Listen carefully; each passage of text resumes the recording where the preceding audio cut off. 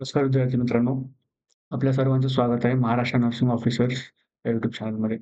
तर आपल्या सर्वांना माहितीच आहे की नागेश सरांची आपली जी आहे ती एम-सी-क्यूची बॅच सुरू आहे, ठीक आहे.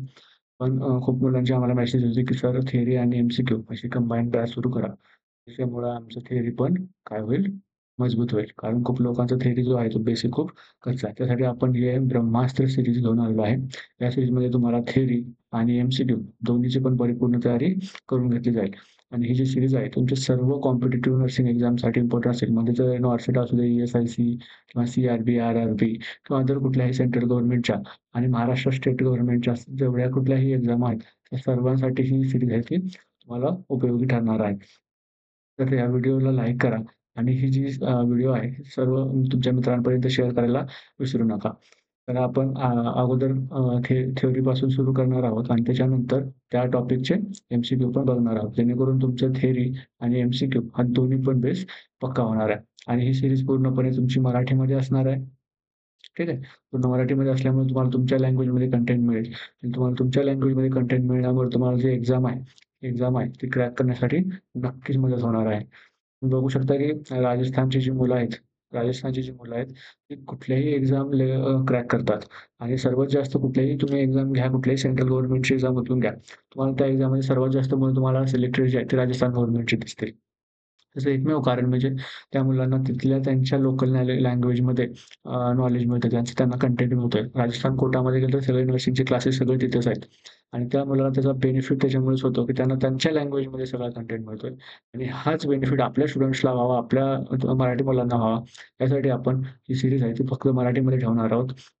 जेणेकरून आपल्या विद्यार्थ्यांना पण त्याचा पुरेसा फायदा होईल. ठीक आहे. तर आपण फर्स्ट टॉपिक जो बघणार आहोत, तो स्किन बघणार आहोत. तर आणि ह्याच्यामध्ये आपण पहिले काय करणार आहोत, स्क्रीनची पूर्ण थिअरी थिअरी पार्ट बघणार आहोत आणि मग त्याच्यानंतर पूर्ण आपण अगोदर थिअरी बघणार आहोत आणि मग नंतर त्याचे एम-सी-क्यू सॉल्व्ह करणार आहोत. ठीक आहे.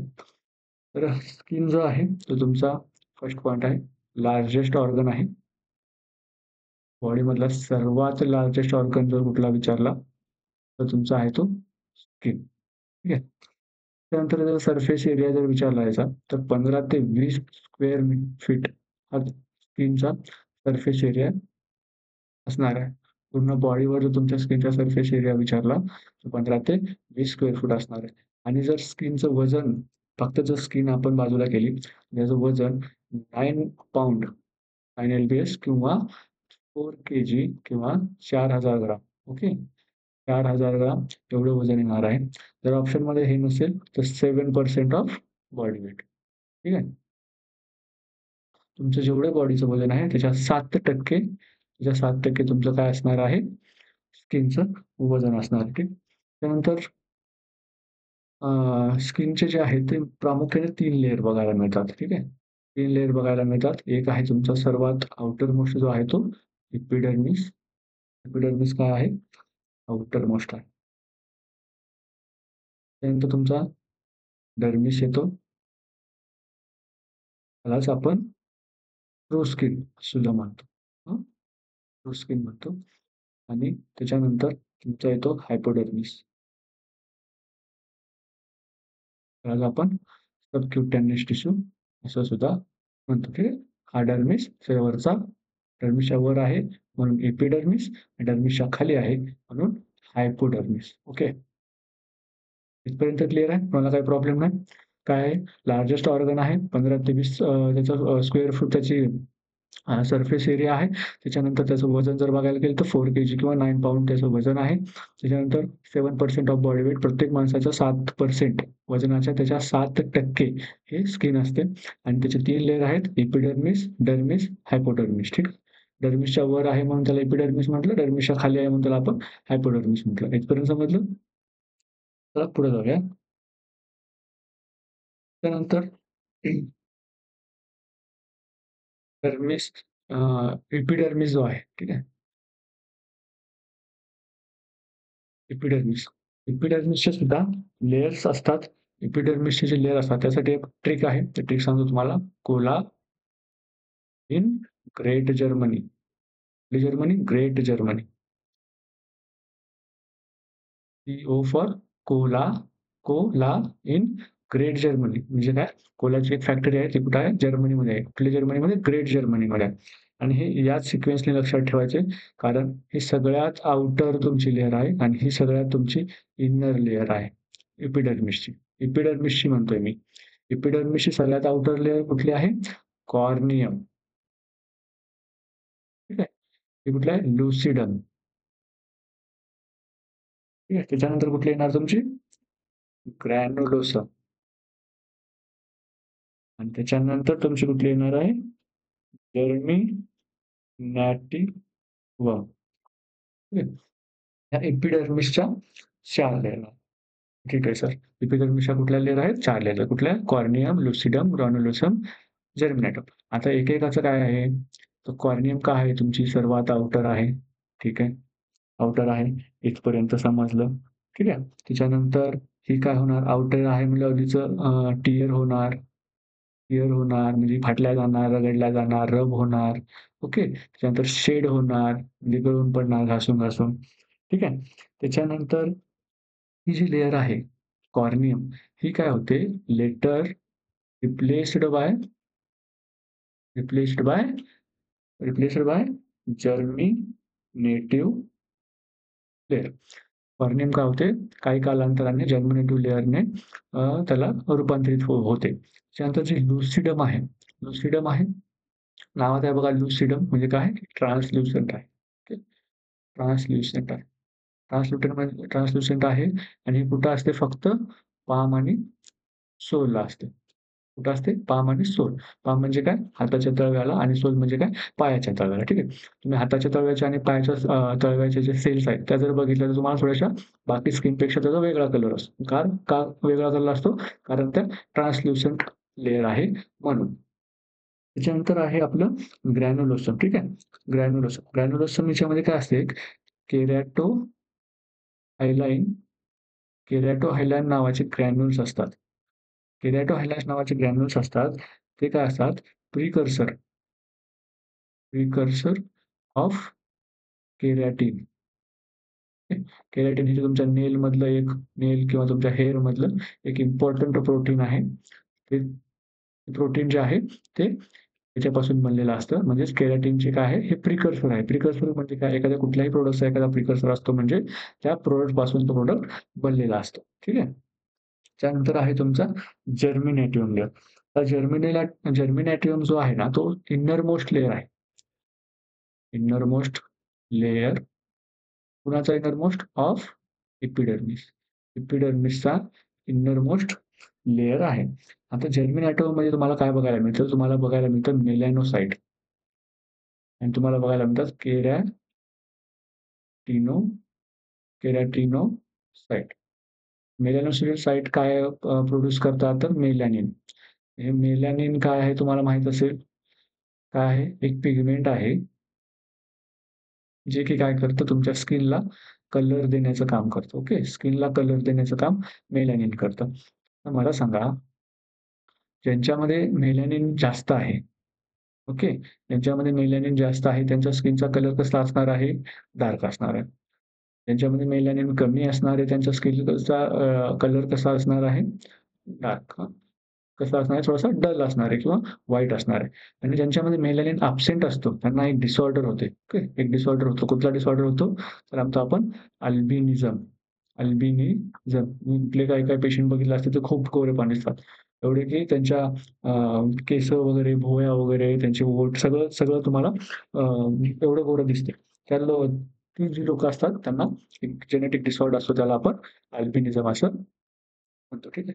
हा जो मेलॅनिन आहे, मेलॅनिन आणि दुसरा एक आपल्याला मेलॅटोनिन म्हणून एक तुम्ही मेलॅटोनिन हे तुम्ही टर्म ऐकली असेल. तर मेलॅनिन आणि टोनिन हे 2 वेगवेगळे आहेत. ओके. मेलॅनिन जो आहे तो एक पिगमेंट आहे आणि मेलॅटोनिन जो आहे ना, तो एक हॉर्मोन आहे.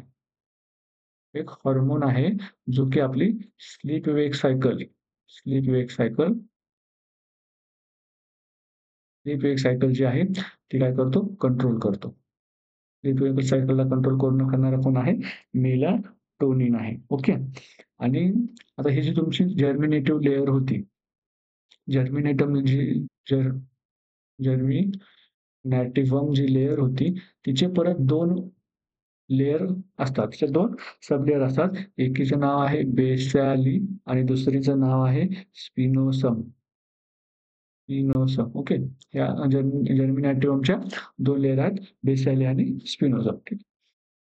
तर आपण एपिडर्मिसचे 4 लेयर बघितले. ठीक आहे. आपलं कॉर्नियम, लुसिडम, त्याच्यानंतर ग्रॅन्युलोसम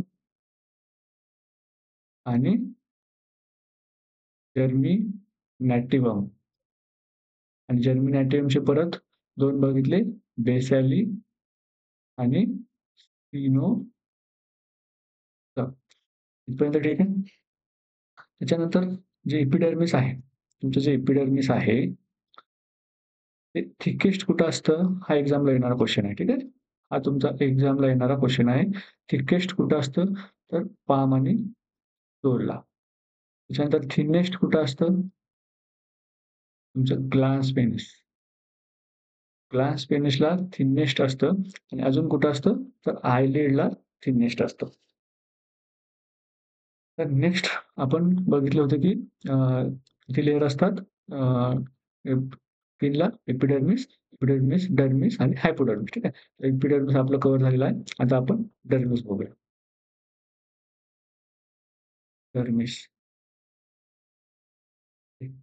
डर्मिस ही जी आहे, मी काय म्हटलं होतं, ही काय आहे? ट्रू स्किन आहे तुमची. True skin. म्हणजे सगळ्यात जो लार्जेस्ट पार्ट आहे स्किनचा, लार्जेस्ट लेयर किंवा लार्जेस्ट पार्ट कोण कोण बनवतं? तर तुमचं डर्मिसने बनलेला असतो. लार्जेस्ट तुमच्या स्किनचा पार्ट. ठीक आहे. त्याच्यानंतर डर्मिस ही जी अशी लेयर आहे, तिला स्वतःचा ब्लड सप्लाय आहे.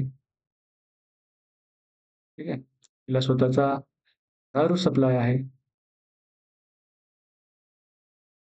तिला स्वतःचा लिम्फॅटिक सप्लाय आहे. स्वतःचा लिम्फॅटिक सप्लाय आहे. ठीक आहे. त्याच्यानंतर त्याच्यामध्ये खूप सारे रिसेप्टर्स असतात. रिसेप्टर्स जे असतात ते डर्मिसमध्ये प्रेझेंट असतात. ब्लड सप्लाय आहे. म्हणजे तिला जे न्यूट्रिशन मिळतं, त्या न्यूट्रिशनसाठी एपिडर्मिस ही काय आहे? कुणावरही डिपेंडंट नाही. सॉरी, डर्मिस जी आहे ती कुणावरही डिपेंडंट नाही. पण एपिडर्मिस जी आहे, एपिडर्मिस जी आहे ती डर्मिसवर डिपेंडंट आहे. डर्मिसवर डिपेंडंट आहे.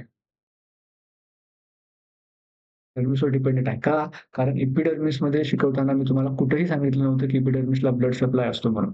एपिडर्मिसला ब्लड सप्लाय नसतो. म्हणून एपिडर्मिस काय करतं, डर्मिसमध्ये तर ही समजा तुमची एपिडर्मिस आहे आणि ही समजा तुमची इथे डर्मिस स्टार्ट होते. ठीक आहे.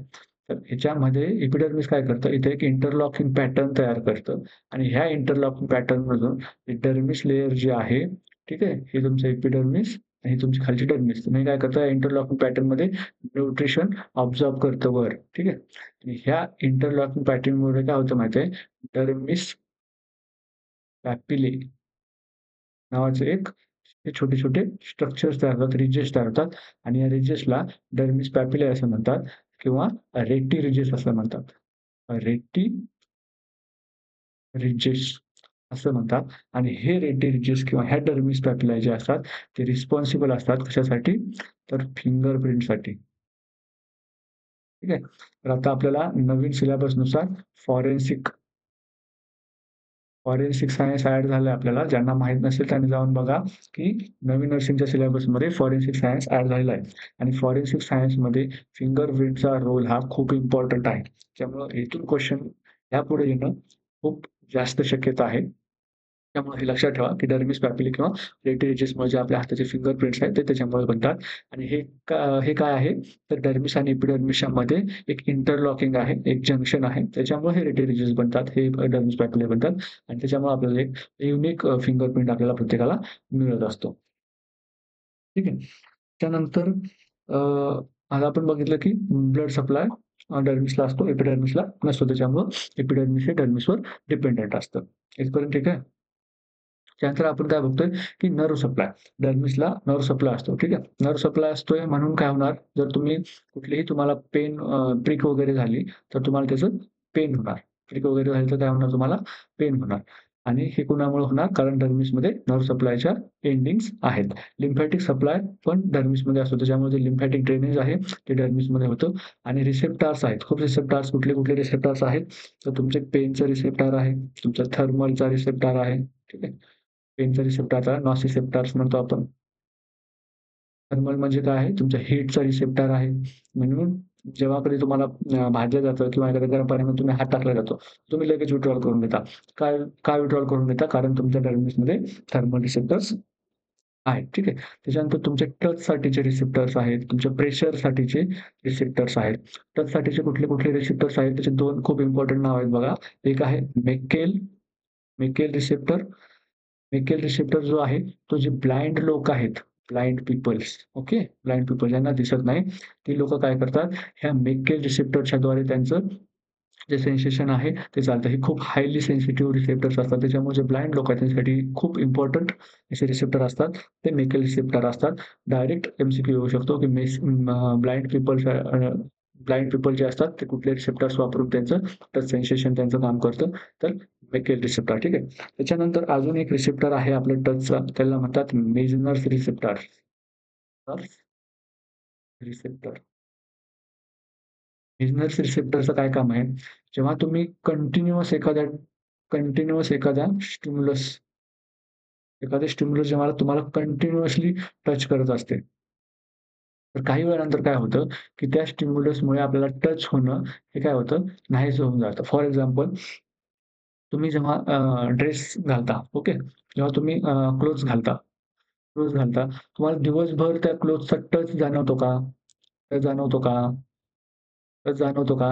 तर नाही जाणवत. का नाही जाणवत? कारण थोड्या वेळानंतर हे जे मेजनर्स रिसेप्टर आहे, ते आपल्या ब्रेनला सांगतं, की बाबा हे टचचे जे आपल्याला सेन्सेशन आहे, ते आपल्याला द्यायचं नाहीये. ब्रेनला द्यायचं नाहीये. कारण हे क्लोज आहेत, हे असेच राहणार आहेत. हे आपल्या ब्रेनला माहीत झालेलं आहे. त्याच्यामुळे जे मेजनर्स रिसेप्टर काय करतात, काही कालांतरानंतर तुमचं जे सेन्सेशन आहे, ते बंद करून टाकतात. ओके. त्यानंतर डर्मिसमधला अजून एक इम्पोर्टंट पॉइंट, ठीक आहे. डर्मिसचं फर्दर क्लासिफिकेशन असतं 2 लेयरमध्ये. एक आहे तुमचं पॅपिलरी लेयर आणि दुसरी आहे तुमची रेटिक्युलर लेयर. ठीक आहे. तर पॅपिलरी लेयर आणि रेटिक्युलर लेयर. तर पॅपिलरी लेयरचं काय काम आहे? तर टेम्परेचर रेग्युलेट करणं.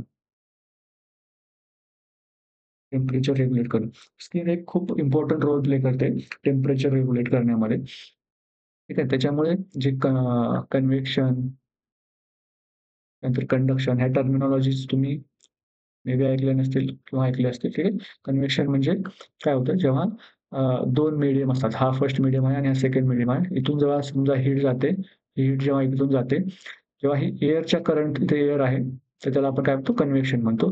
आणि समजा एखादी हीट आहे, ठीक आहे. ही हीट आहे आणि ही डायरेक्ट इथे असते, याला लागते, त्याला काय म्हणतात कंडक्शन म्हणतात. म्हणजे मध्ये जेव्हा कुठलाही मीडियम नसतो डायरेक्ट टच असतो तेव्हा त्याला आपण काय म्हणतो कंडक्शन म्हणतो. जेव्हा इथून डायरेक्ट हीट काय होते इकडे कंडक्ट होते आणि इकडे काय होते कन्व्हेक्ट होते. ठीक आहे. त्याच्यानंतर अजून एक इम्पोर्टंट फंक्शन आहे ते म्हणजे कॅपिलरी जे असतात त्या या पॅपिलरी या लेयरमध्ये कॅपिलरी जे असतात ब्लड कॅपिलरीज म्हणजे काय सगळ्यात थिनेस्ट जे ब्लड वेसल्स असतात त्याला आपण कॅपिलरीज म्हणतो आणि त्या डर्मिसच्या पॅपिलरी या लेयरमध्ये असतात. ठीक आहे. त्यानंतर आहे आपली रेटिक्युलर लेयर. रेटिक्युलर लेयरमध्ये काय-काय असतं? हेअर फॉलिकल्स असतात. त्याच्यानंतर तुमच्या स्वेट ग्लँड असतात आणि सीबमच्या ग्लँड असतात. एवढं तुमचं हे डर्मिसमध्ये असतं. ठीक आहे. तर परत एकदा क्विकली तुम्हाला एपिडर्मिस आणि डर्मिसचं तर क्विकली सांगतो तुम्हाला. बघा, एपिडर्मिसचे मी तुम्हाला 4 लेयर सांगितले होते. कुठले ट्रिक काय सांगितली होती? कोलाइन, ग्रेट जर्मिनी, कॉर्नियम, लुसिडम, ग्रॅन्युलोसम आणि जर्मिनेटिव्ह. ठीक आहे. कॉर्नियम हा काय आहे? तर सगळ्यात आउटर मोस्ट आहे. शिअर टिअर होत राहतं. त्याच्यामुळे तो रब होत असतो, शेड होत असतो आणि काही कालांतराने तो जर्मिनेटिव्हमध्ये तो कन्व्हर्ट होतो. ठीक आहे. लुसिडमबद्दल मी काय सांगितलं, की तो ट्रान्सल्युसंट आहे. पामामध्ये असतो आणि सोलमध्ये असतो. बाकी कुठेही तो नसतो. ठीक आहे. ग्रॅन्युलोसममध्ये मी काय सांगितलं? ग्रॅन्युल्समध्ये जे आहे केराटो हायलाइन ग्रॅन्युल्स असतात, जे की केराटिनचे प्रिकर्सर्स आहेत. त्यानंतर मी जर्मिनेटिव्हमध्ये काय सांगितलं मी, की तो इनरमोस्ट लेयर आहे. कुणाचा? एपिडर्मिसचा, स्किनचा नाही. एपिडर्मिसचा इनरमोस्ट लेयर आहे जर्मिनेटिव्हा. त्याच्यामध्ये मेलॅनोसाइट्स असतात. मेलॅनोसाइट मेलॅनिन प्रोडक्शन करतात, त्याच्यामुळे स्किनला कलर येतो. त्यांच्याकडे मेलॅनिन जास्त, तो तेवढाच जास्त डार्क. ज्याच्याकडे मेलॅनिन कमी, तो तेवढाच जास्त गोरा दिसायला असतो. ठीक आहे. आणि केराटिनोसाइट्स पण कुठे असतात? जर्मिनेटिव्ह लेयरमध्ये असतात आणि केराटिनोसाइट काय करतं? केराटिन प्रोडक्शन करतं आणि केराटिन काय आहे आपल्या हेअर्स आणि नेल्समधले एक इम्पोर्टंट प्रोटीन आहे. ठीक आहे. त्याच्यानंतर मी अजून तुम्हाला सांगितलेलं, की मेलाटोनिन आणि मेलॅनिनमध्ये काय डिफरन्स आहे. मेलाटोनिन एक हार्मोन आहे, मेलॅनिन एक पिगमेंट आहे. त्याच्यानंतर मी हे पण सांगितलेलं, की जर्मिनेटिव्ह लेयरमध्ये 2 सब लेयर्स असतात. एक आहे बेसिली आणि एक आहे स्पिनोझा. ठीक आहे. इथपर्यंत एपिडर्मिसमध्ये कुणालाही काहीही प्रॉब्लेम नसावा. नेक्स्ट नेक्स्ट मी काय सांगितलेलं आणि अजून एक एपिडर्मिसमध्ये महत्त्वाचं म्हणजे एपिडर्मिसला हॉर्नी लेयर असं सुद्धा म्हणतात. ठीक आहे. त्याच्यानंतर डर्मिस बघूया. डर्मिसमध्ये मी तुम्हाला काय सांगितलं, डर्मिस हे काय आहे? स्क्रू स्किन म्हणतात तिला आणि लार्जर स्किनचा जो पार्ट आहे, तो डर्मिस आहे. त्यानंतर डर्मिसमध्ये ब्लड सप्लाय स्वतःचा असतो, एपिडर्मिसमध्ये स्वतःचा नसतो आणि एपिडर्मिस डर्मिसवर डिपेंडंट असतो. कशासाठी? न्यूट्रिशनसाठी. आणि तो जो सप्लाय मेंटेन करताना, ते डिपेंडंट होताना, सप्लाय मेंटेन करताना एक इंटरलॉकिंग पॅटर्न बनवतात. त्याला आपण पॅपिलरी डर्मिस पॅपिला म्हणतो आणि रेटिरिजिस म्हणतो. त्याच्यामुळे आपल्याला फिंगरप्रिंट बनतात. त्यानंतर मी सांगितलेलं, की नर्व्ह सप्लाय असतो. नर्व्ह सप्लाय हा डर्मिसला असतो. त्याच्यामुळे आपल्याला खूप सारे पेन किंवा थर्मल रेग्युलेशन हे होत असतं. त्यानंतर लिम्फॅटिक सप्लाय असतो हे सांगितले मी. नंतर रिसेप्टर सांगितले कुठले-कुठले पेनसाठी नॉसिसेप्टर्स, थर्मलसाठी हीट, टच, प्रेशर ठीक आहे. आणि मी अजून 2 स्पेसिफिक सेलचं नाव सांगितलेलं. एक आहे मेकेल सेल आणि दुसरा आहे मेजनस रिसेप्टर आणि मेकेल रिसेप्टर. मेकेल काय करतो ब्लाइंड पीपलसाठी युजफुल आहे आणि मेजनस काय करतं कालांतराने जे काही कंटिन्युअस स्टिम्युलस आहे, तिचं आपल्याला ब्रेनला एक कंडक्शन आहे ते ब्रेनला पाठवणं बंद करून टाकतं. इथपर्यंत कुणालाही काहीही प्रॉब्लेम नसावा आणि डर्मिसचे 2 लेयर सांगितलेले मी, एक पॅपिलरी आणि एक रेटिक्युलर. पॅपिलरीमध्ये फक्त तुमचं हे जे आहे टेम्परेचर रेग्युलेशन होतं आणि कॅपिलरी असतात. त्याच्यानंतर रेटिक्युलरमध्ये मी काय सांगितलं तुम्हाला जे हेअर फॉलिकल्स आहेत, स्वेट ग्लँड्स आहेत आणि सीबम ग्लँड्स आहेत, हे तुम्हाला डर्मिसमध्ये बघायला मिळतात. ठीक आहे. त्याच्यानंतर आहे आता हायपोडर्मिस. ठीक आहे.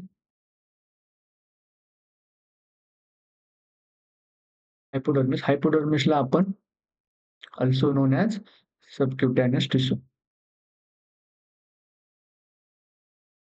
सबक्युटॅनियस टिश्यू. ठीक आहे. हा काय आहे तुमचा डीपेस्ट लेयर आहे स्किनचा.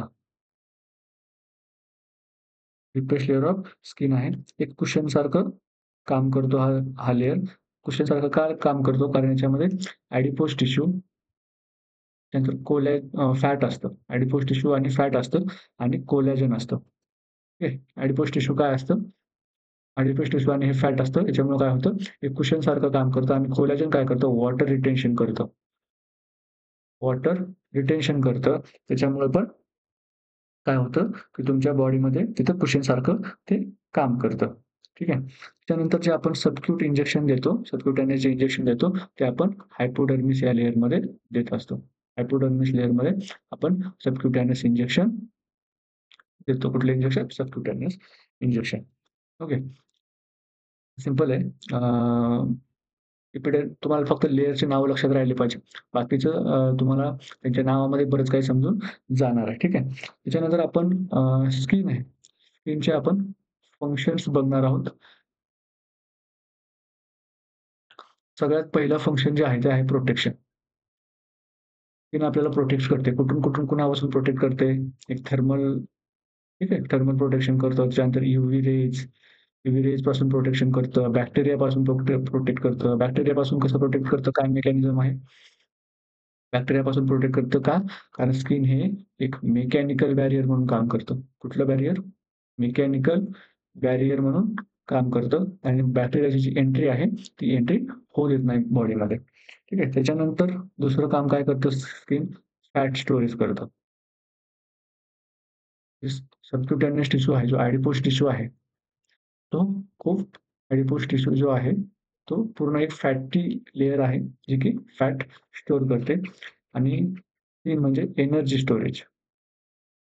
Energy storage. तुम्ही बघणार तेव्हा एखादा माणूस आहे, एखादा पेशंट आहे, जो की स्टार्वेशनवर आहे. स्टार्वेशन म्हणजे काय? उपवास. उपवास आहे. त्याला जेवायलाच मिळालं नाही 1-2 दिवसापासून. तर तो जगतो कसा? त्याला कुठून एनर्जी येते? तर ही जे फॅट आहे, तो फॅटचं काय होतं? फॅटचं ब्रेकडाउन व्हायला सुरुवात होतं. फॅटचं ब्रेकडाउन व्हायला सुरुवात होतं आणि तुम्हाला एनर्जी मिळते. म्हणून स्किन हे काय आहे? एक एनर्जी रिझर्व्हायर सारखं सुद्धा काम करत असतं. त्याच्यानंतर protection protection of internal organs. जे तुमचे इंटर्नल ऑर्गन्स आहेत, त्याचं प्रोटेक्शन करण्याचं काम पण स्किन करतं. तर हे कसं करतं? तर स्किन हे काय करतं?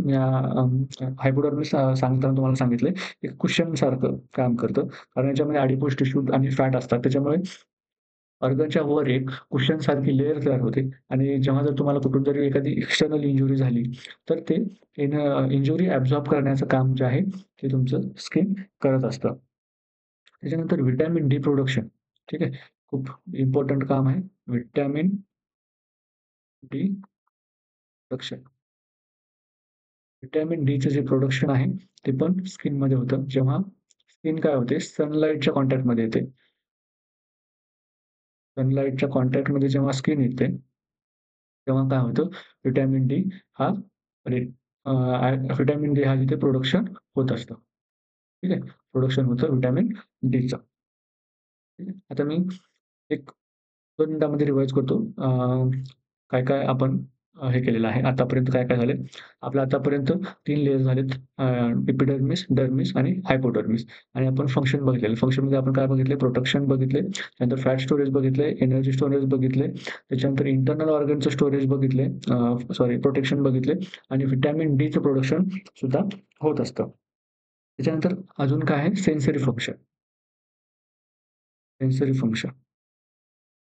जे की सेन्सेस जे आहेत ते तुमच्या स्किनमध्ये प्रेझेंट आहेत. मी सांगितले की मेकेल्स रिसेप्टर त्याच्यानंतर मिजनर्स रिसेप्टर हे इम्पोर्टंट आहेत. मेकेल्स कुठं आहे? ब्लाइंड पीपलमध्ये इम्पोर्टंट आहे आणि मिजनर्स कुठं? कंटिन्यूअस स्टिम्युलाई जेव्हा असते तिथे इम्पोर्टंट आहे. म्हणून सेन्सरी फंक्शन सुद्धा हे होत असतं. त्याच्यानंतर आहे थर्मो रेग्युलेशन. जेव्हा तुम्ही एखाद्या हीटेड एन्व्हायर्नमेंटमध्ये जाता किंवा सनलाईटमध्ये जाता, तर तुम्हाला आपोआप घाम येतो, स्वेट येतो. हे स्वेट जे आहे, हे काय आहे? एक थर्मो रेग्युलेशनचं मेकॅनिझम आहे. ते कसं एक एसी सारखं काम करतं. एसी जसं अ, अ, एसी कसं तुमच्या रूमला कूल करतं, तसं स्वेटिंग मेकॅनिझम आहे, ते तुमच्या बॉडीला कूल करण्याचं काम करत असतं. त्याच्यानंतर आता आपण बघणार आहोत, की स्किनमध्ये काय-काय आहे, ठीक आहे. मी तुम्हाला एक फोटो दाखवतो.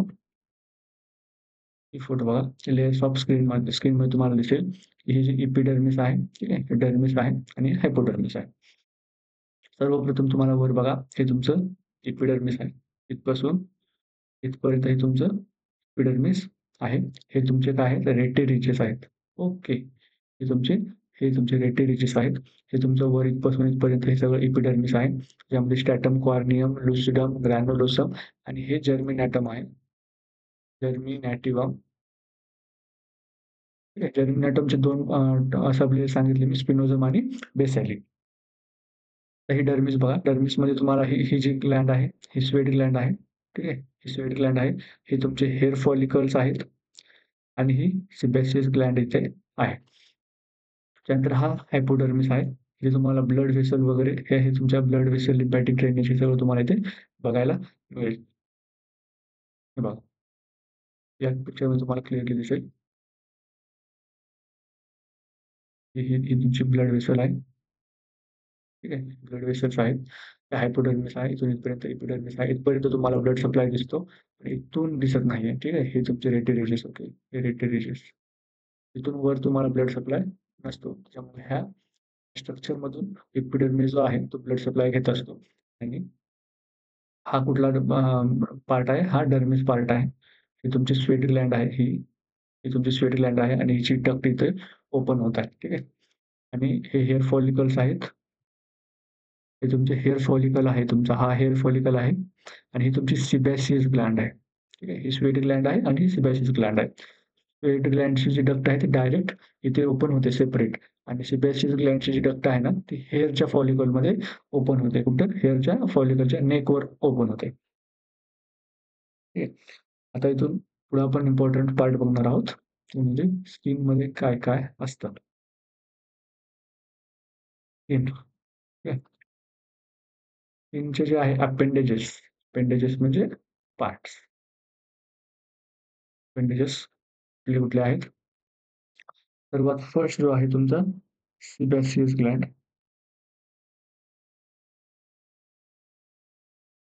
सेबॅसियस ग्लॅंडचा मी आत्ताच तुम्हाला एक इम्पोर्टंट त्या पिक्चरमध्ये दाखवलं होतं, की जे सेबॅसियस ग्लॅंड जी असते, ती कुठं असते?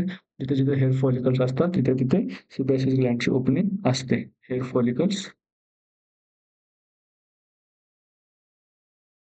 हेअर फॉलिकल्स जिथे असतात तिथेच प्रेझेंट असते. जिथे हेअर फॉलिकल्स नसतात, हेअर फॉलिकल्स जर अब्सेंट असले, जर नसेल, तर सेबॅसियस ग्लॅंड नसते. डायरेक्ट क्वेश्चन येतो, की सेबॅसियस ग्लॅंड कुठे अब्सेंट असते? तर हेअर फॉलिकल्स कुठे नसतात तुमच्या बॉडीवर? हेअर फॉलिकल्स बॉडीमध्ये फक्त पाम आणि सोलमध्ये नसतात. करेक्ट आहे काय? पाम आणि सोलमध्ये नसतात. म्हणजेच सेबॅसियस जी ग्लॅंड आहे, ती पाम आणि सोलमध्ये अब्सेंट असते. ठीक आहे. इथपर्यंत काही प्रॉब्लेम नाही. त्यानंतर सेबॅसियस जी ग्लॅंड आहे, ती इनॅक्टिव्ह असते ॲट बर्थ. ॲट बर्थ ती इनॅक्टिव्ह असते आणि मग नंतर प्युबर्टीला काय होते ती ॲक्टिव्ह होऊन जाते. ठीक आहे. आणि सेबॅसियस जी ग्लॅंड आहे, तिच्यामध्ये काय प्रॉपर्टीज असतात? सेबॅसियस ग्लॅंडच्या प्रॉपर्टीज काय आहेत? तर ती अँटी फंगल आहे आणि अँटीबॅक्टेरियल आहे.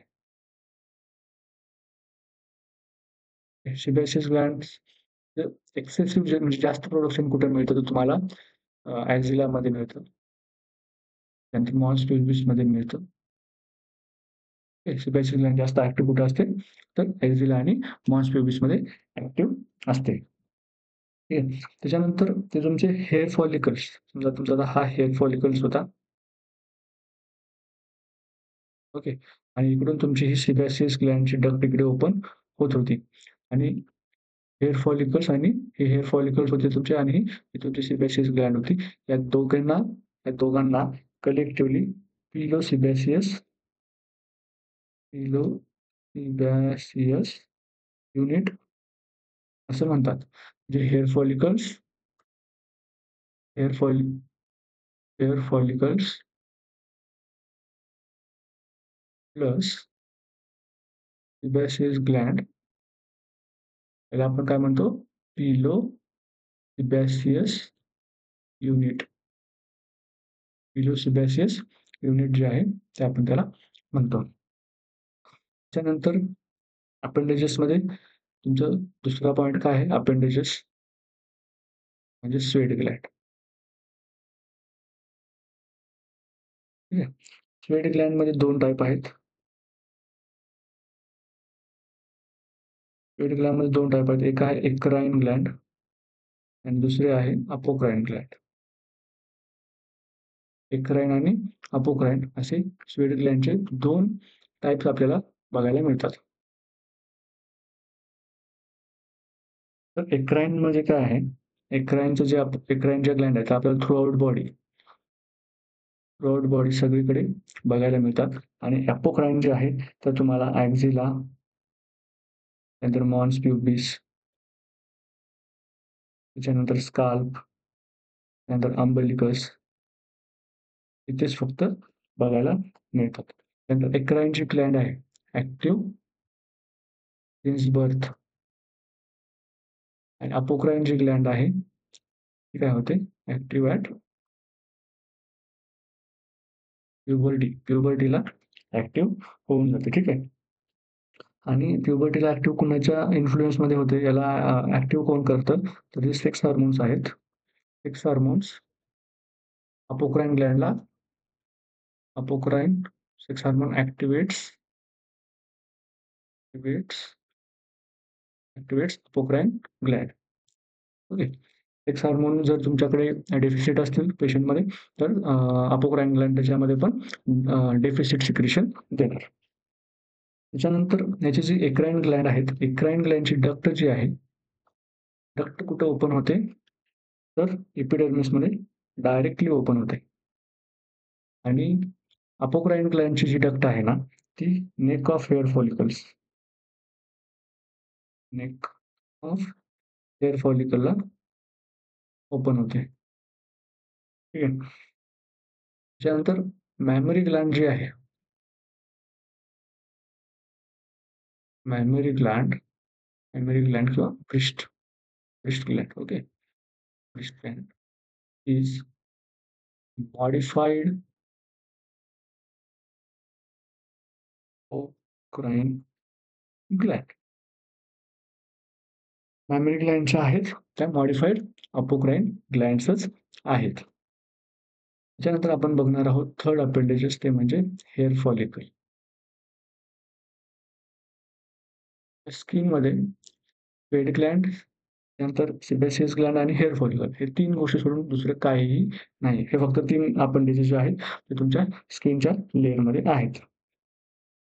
आता जर तुम्ही हेअरचे जे फॉलिकल्स आहेत त्याचे जर तुम्ही एनाटॉमिकली पार्ट बघायला गेलं तर त्याचे 2 पार्ट पडतात एनाटॉमिकली. एनाटॉमिकली त्याचे 2 पार्ट पडतात. एक आहे शाफ्ट आणि दुसरं आहे फॉलिकल. शाफ्ट म्हणजे काय आणि फॉलिकल म्हणजे काय दाखवतो.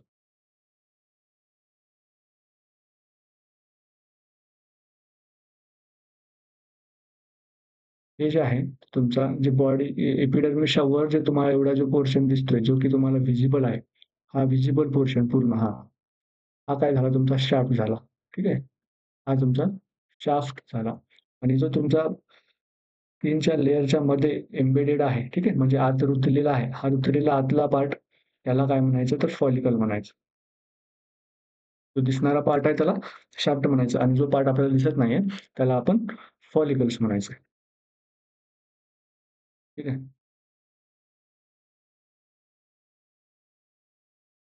हे झाले एनाटॉमिकली 2 पार्ट. कुठला? हा व्हिजिबल पार्ट आणि हा embedded part. Embedded part. Embedded म्हणजे काय? आत रुतलेला. ओके. एखाद्या पोर्शनमध्ये एखादा पार्ट जर रुतलेला असेल त्याला एम्बेडेड पार्ट असं आपण म्हणतो. आणि जर आपण स्ट्रक्चरली जर आपण बघायला गेलं ना, तर त्याचे आपल्याला 4 पार्ट बघायला मिळतात. फर्स्ट जो आहे तो आहे पॅपिला. पॅपिला म्हणजे काय? तर पॅपिलाचं काय काम आहे? तर तुम्हाला एक डायग्राम काढून दाखवतो बघा. हा तुमचा हेअर फॉलिकल आहे. थोडंसं मोठीशी डायग्राम. ओके. हा तुमचा हेअर फॉलिकलची एक डायग्राम काढतोय मी.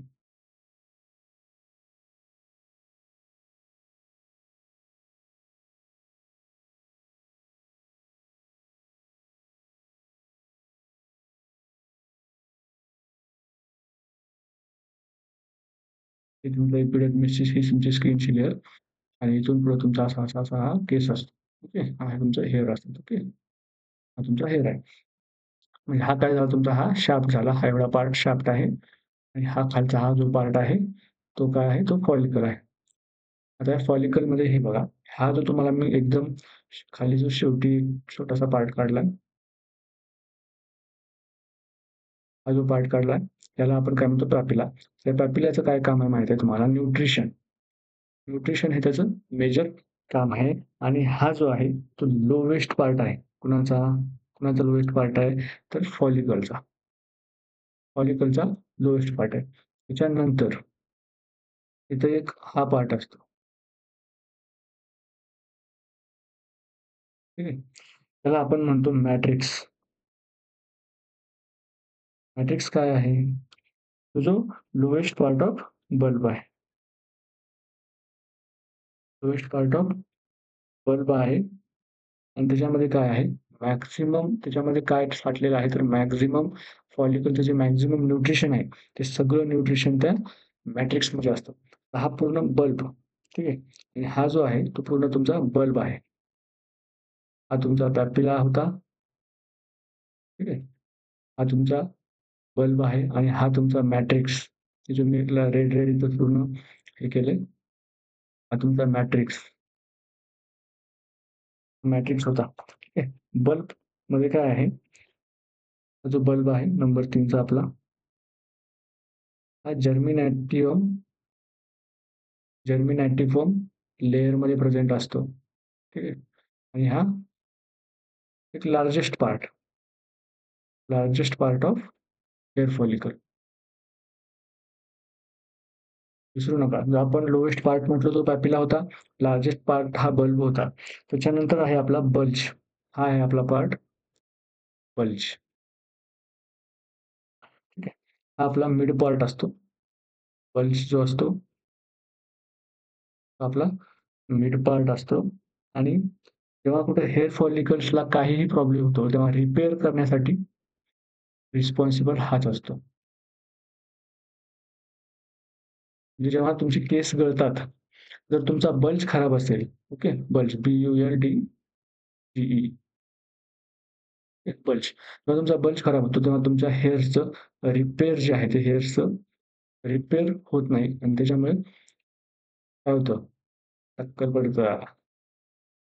टक्कल जे होतं ना मुलांमध्ये, ते त्याच्यामुळे होतं, की कारण तुमचे रिपेअर व्यवस्थित होत नाही. ते एक वन ऑफ द रिझन आहे टक्कल पडण्यामागं. असं नाही की प्रत्येक वेळेस हेच रिझन असेल. ठीक आहे. प्रत्येक वेळेस हेच रिझन असू शकतं. न्यूट्रिशन पण रिझन असू शकतं. काही-काही वेळेस न्यूट्रिशन तुमचं व्यवस्थित नसेल. म्हणजे पॅपिलामध्ये किंवा तुमच्या बल्बमध्ये प्रॉब्लेम असेल किंवा तुमच्या मॅट्रिक्समध्ये प्रॉब्लेम असेल, तरी पण एजवरती ही होऊ शकते. ठीक आहे. आता एक क्विक रिवाइज करूया आपण. अपेंडेजेसमध्ये तुम्हाला मी काय सांगितलेलं? अपेंडेजेसमध्ये मी तुम्हाला 3 अपेंडेजेस सांगितलेले. कुठले-कुठले? एक सांगितलेलं तुम्हाला मी हेअर फॉलिकल, दुसरं सांगितलेलं मी सिबॅसियस ग्लॅंड आणि तिसरं मी तुम्हाला सांगितलेलं कुठलं? स्वेट ग्लॅंड. ठीक आहे. तर सिबॅसियस ग्लॅंडमध्ये आपण काय बघितलं होतं, की हेअर फॉलिकल्स असतात, जे की इनॅक्टिव्ह असतात कधी बर्थच्या वेळेस आणि प्युबर्सीच्या वेळेस ते ॲक्टिव्ह होतात. त्याच्यामध्ये अँटीफंगल आणि अँटीबॅक्टेरियल प्रॉपर्टीज असतात. त्यानंतर सिबॅसियस ग्लॅंड कुठे प्रेझेंट असतात? जिथे हेअर फॉलिकल असतात तिथेच फक्त सिबॅसियस ग्लॅंड प्रेझेंट असतात. कारण हेअर फॉलिकलच्या बाजूलाच असं ते त्यांची डक्ट जी आहे ती ओपन होत असते. त्यामुळे जिथे हेअर फॉलिकल्स नाही तिथे सिबॅसियस ग्लॅंड असूच शकत नाही. म्हणजे पाम आणि सोडला सिबॅसियस ग्लॅंड असूच शकत नाही. त्यानंतर मी तुम्हाला स्वेट ग्लॅंड सांगितली होती. स्वेट ग्लॅंडचे मी तुम्हाला 2 टाइप सांगितलेले, इक्राइन आणि अपोक्राइन. इक्राइन मी कुठं सांगितली? थ्रूआउट द बॉडी असते सांगितलेली. अपोक्राइन कुठं असते? ॲक्झिला, मॉन्स प्यूबिस, त्याच्यानंतर तुमचं अम्बिलिकस आणि स्काल्प. त्यानंतर मी एक राईन सांगितलेली की ॲक्टिव्ह सिन्स बर्थ आणि अपोक्राइन काय होते? प्युबर्टीला ॲक्टिव्ह होते. कुणामुळे ॲक्टिव्ह होते? सेक्स हार्मोन्समुळं ॲक्टिव्ह होते. त्याच्यानंतर अपोक्राइन ग्लॅंडची जी डक्ट आहे ती कुठं ओपन होते? हेअर फॉलिकल्सच्या नेकला होते आणि एक्राइन ग्लॅंडची जी डक्ट आहे ती कुठं ओपन होते? डायरेक्ट एपिडर्मिसला ओपन होते. आणि अपोक्राइन ग्लॅंड जी आहे ही काय आहे? एक मॅमरी ग्लॅंड जी आहे ते अपोक्राइन ग्लॅंडचे मॉडिफाईड स्ट्रक्चर आहे. म्हणजेच मॅमरी ग्लॅंड आहेत जे आहेत त्या अपोक्राइन ग्लॅंडपासून बनतात. लिटरली त्या सेक्स हार्मोनने वगैरे इन्फ्लुअन्स होतात आणि त्यांचं मॅमरी ग्लँडमध्ये कन्व्हर्जन होत असतं. ठीक आहे. नंतर मी सांगितलं तुम्हाला हेअर फॉलिकल्सचे 2 पार्ट असतात एनाटॉमिकली, एक शाफ्ट आणि फॉलिकल. शाफ्ट आपल्याला बाहेर दिसतं ते शाफ्ट, जे आपल्याला दिसत नाही ते फॉलिकल. त्याच्यानंतर स्ट्रक्चरली त्याचे 4 पार्ट सांगितलेले मी तुम्हाला. पॅपिला लोअर मोस्ट पार्ट होता तो छोटासा, जे की न्यूट्रिशनसाठी रिस्पॉन्सिबल असतो. त्याच्यानंतर मी तुम्हाला सांगितलेलं मॅट्रिक्स, ते काय आहे? बल्बचं लोएस्ट पार्ट आहे आणि त्याच्यामध्ये काय असतं? न्यूट्रिशन असतं. त्यानंतर बल्ब काय आहे? एक लार्जेस्ट पार्ट आहे आणि तो जर्मिनेटिव्ह लेयरमध्ये असतो. आणि बल्ज काय आहे? मिड पार्ट आहे फॉलिकलचा आणि जो काय करतो? हेअर फॉलिकल्सला रिपेअर करतो. तो जर रिपेअर व्यवस्थित नाही झालं, तर आपल्याला प्रॉब्लेम येतो. ठीक आहे. ही जी आहे, आता आपली पूर्ण थिअरी कंप्लीट झालेली आहे. तर याच्यावरची आपण एम-सी-क्यू लगेच बघणार आहोत. ठीक आहे. तर हा फर्स्ट एम-सी-क्यू आहे. What's Which layer of skin among the following has shading of cells occurring continuously due to wear and tear? ठीक आहे. तर सरळ-सरळ त्यानं काय सांगितलंय? Wear and tear. तर विअर अँड टियर कुठं होते बाबा? अँड टियर होते कुठं? ऑब्व्हियसली जी आउटर मोस्ट लेयर आहे, आउटर मोस्ट लेयर आहे तिथेच विअर अँड टियर होणार. का होणार? कारण ती आउटर मोस्ट लेयर आहे आणि तिथे रबिंग होणार, काहीतरी घासल्या जाणार. त्याच्यामुळे ह्या सेल्स काय होणार? सतत यांच्यासोबत विअर अँड टियर फ्रिक्शन जे आहे ते होत राहणार. ठीक आहे. तर मग इथं लेयर आपल्याला माहिती आहेत. कुठले स्ट्रॅटम कॉर्नियम आहे का? स्ट्रॅटम लुसिडम आहे का? स्ट्रॅटम ग्रॅन्युलोसम आहे का? स्ट्रॅटम स्पिनोसम आहे का? आपल्याला लेयरचे इनर टू आउटर आपल्याला मांडता आले पाहिजे. तर सगळ्यात आउटर कुठली होती आपली? एपिडर्मिस होती. ठीक आहे. एपिडर्मिस होती, नंतर डर्मिस होती, नंतर हायपोडर्मिस होती. मग एपिडर्मिस ऑप्शनमध्ये आहे का? तर नाही आहे. मग एपिडर्मिसमध्ये पण आउटर मोस्ट कोण होतं? तर कॉर्नियम होती. ठीक आहे. कॉर्नियम होती, नंतर लुसिडम होती, नंतर ग्रॅन्युलोसम होती, नंतर जर्मिनॅटिव्हम होती. ठीक आहे. जर्मिनॅटिव्हमचे पण 2 पार्ट होते. बेसॅली आणि स्पिनोसम. ठीक आहे. हे हे आपल्याला बघितलेलं आहे. त्याच्यामुळं त्याच्यात कुठलेही सर्वात आउटर आहे, कॉर्नियम आहे का, लुसिडम आहे का, ग्रॅन्युलोसम आहे का, स्पिनोसम आहे. तर कॉर्नियम ही सगळ्यात आउटर लेयर आहे, म्हणून तिचं काय होतं, विअर आणि शिअर हे कंटिन्युअसली होत असतं आणि त्याच्यामुळे ह्या सेलची काय होते, शेडिंग होत असते. ठीक आहे. याचं option A correct answer. Next question. Next question आहे diaphoresis meaning. Excessive production of sebum, excessive production of sweat, excessive production of tears आणि एक्सेसिव्ह स्किन शेडिंग. ठीक आहे. तर डायफोरेसिस एक कंडिशन आहे, एक सिम्प्टम आहे. ॲक्चुअली डिसीज नाही आहे, तो एक सिम्प्टम्स आहेत. डायफोरेसिस एक सिम्प्टम आहे. याच्यामध्ये काय होतं माहिती आहे, एक्सेसिव्ह प्रोडक्शन ऑफ स्वेट. तुम्ही म्हणाल सर हे एक्सेसिव्ह प्रोडक्शन ऑफ स्वेट का होते? तर बरेच सारे कारणं आहेत त्याला. एखाद्याला जर हायपोग्लायसेमिया जात असेल पेशंट जर हायपोग्लायसेमियामध्ये जात असेल, तर त्याचं एक early sign, one of the early sign, okay. One of the early साइनमध्ये तुम्हाला हायपोग्लायसेमिया बघायला मिळतो. जर तुम्ही इथेच जर तुम्ही पेशंटला करेक्ट नाही केलं, तर पेशंट अनकॉन्शियस होणार, थोड्या वेळानंतर कोमामध्ये जाणार. इथं पण नाही करेक्ट केलं, तर स्वाहा, पेशंटची डेथ होणार. त्याच्यामुळं ॲज अ नर्सिंग पर्सनल तुम्हाला हायपोग्लायसेमियाचा जे सिम्प्टम आहे, ते डायफोरेसिस आहे, हे माहिती असणं खूप गरजेचं आहे. त्याच्यानंतर अजून कशामुळे होतं असं डायफोरेसिस? ॲड्रेनर्जिक रिस्पॉन्स असेल तर. ॲड्रेनर्जिक रिस्पॉन्स म्हणजे काय सर? ॲड्रेनर्जिक रिस्पॉन्स म्हणजे काय? तुमचा flight or fight response.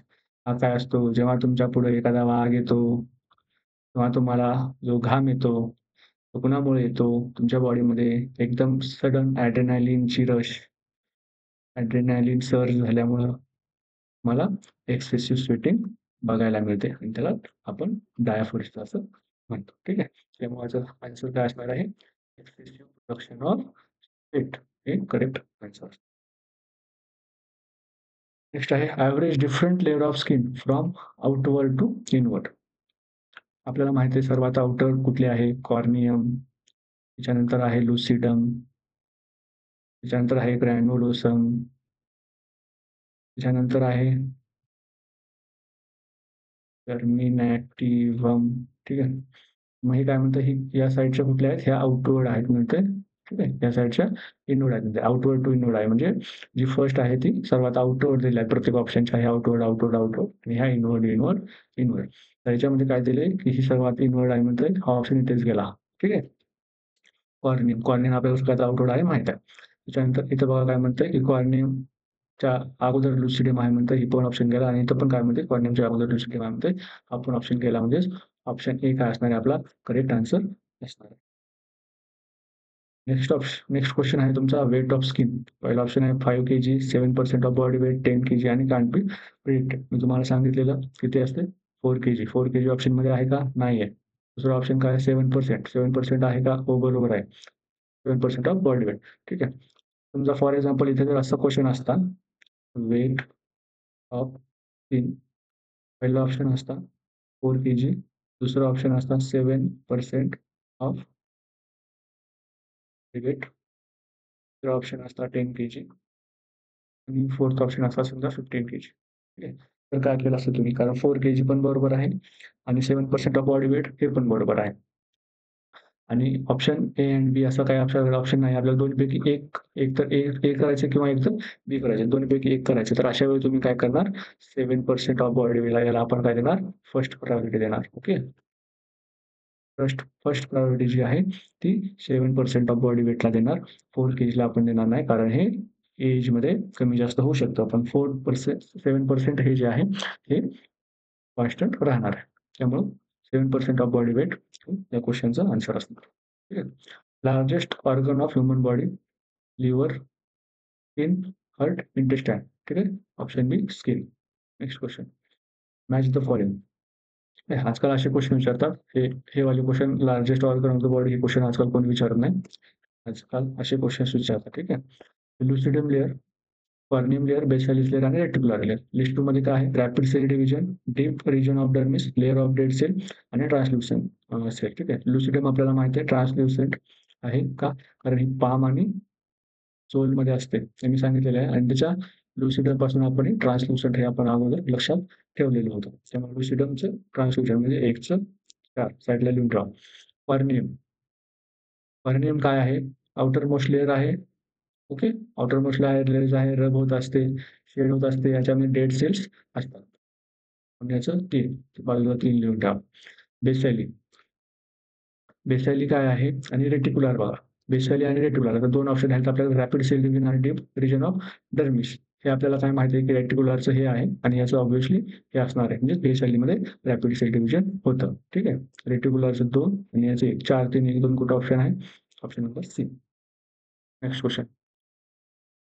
Hair colour in humans turn white due to absence of.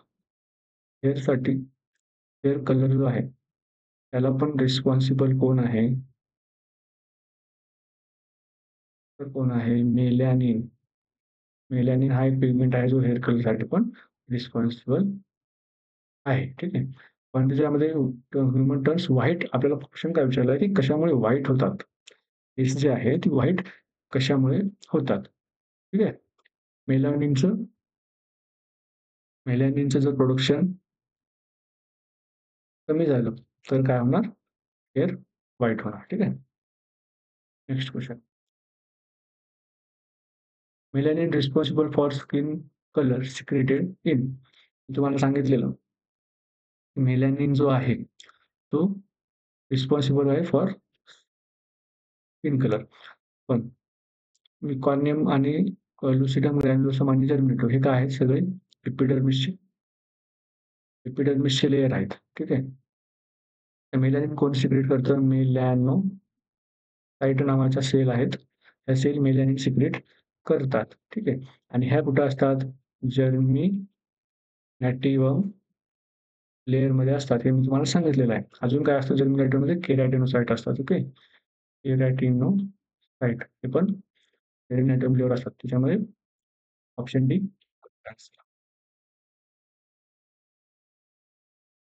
ठीक आहे. नेक्स्ट क्वेश्चन आहे. In human body sebaceous gland are not found in. मी सिबॅसियस ग्लँडसाठी काय सांगितलेलं की sebaceous gland found only where hair follicles are present. म्हणजे जिथे-जिथे hair follicles असतात, तिथे-तिथे सिबॅसियस ग्लँड असतात आणि कुठे नसतात जिथे हेअर फॉलिकल्स नाही आहेत. ठीक आहे. पहिला ऑप्शन काय? ॲक्झिला. ॲक्झिलामध्ये हेअर्स असतात. पाल्म्समध्ये हेअर्स नसतात. सोल्समध्ये हेअर्स नसतात. म्हणजे ॲक्झिलामध्ये जिथे-जिथे हेअर्स नाही आहेत, तिथे-तिथे आपल्याला सिबॅसियस ग्लँड मिळणार नाही. म्हणून option D both B and C correct आहे. कारण पाम आणि सोल दोन्हीकडे पण हेअर फॉलिकल नसतात. म्हणून तिथे सिबॅसियस ग्लँड ही प्रेझेंट नसते. नेक्स्ट क्वेश्चन आहे आपला. Inflammation of tissue surrounding the nail is non as. Surrounding शब्द आलेला आहे. ओके. सराउंडिंग नेल. ओके. सराउंडिंग म्हणजे पेरिफेरल. म्हणजे ऑप्शन बघा. क्लबिंग, कोइलोनायकिया, पॅरोनायकिया आणि अनकायलायसिस. ठीक आहे. तर याच्यासाठी जी पॅरोनायकिया जी आहे ही टर्म आहे. याच्यामध्ये काय होतं तर ही जी आपला नेल ब्लेड असतो हे तुमचं बोट आहे समजा. ठीक आहे. हे तुमचं बोट आहे. हा तुमचा नेल आहे. हा तुमचा नेल आहे आणि ह्या नेलच्या बाजूचं हे जे टिश्यू आहे तर इथे तुमचं इन्फ्लॅमेशन झालं असेल म्हणजे नेलला प्रॉब्लेम नाही आहे पण नेलच्या सराउंडिंगला प्रॉब्लेम आहे. सराउंडिंग टिश्यू जो प्रॉब्लेम आहे, सराउंडिंग टिश्यू जो आहे तिथे इन्फ्लॅमेशन आहे तर त्याला आपण पॅरानायकिया असं म्हणतो. ठीक आहे. तर तुम्हाला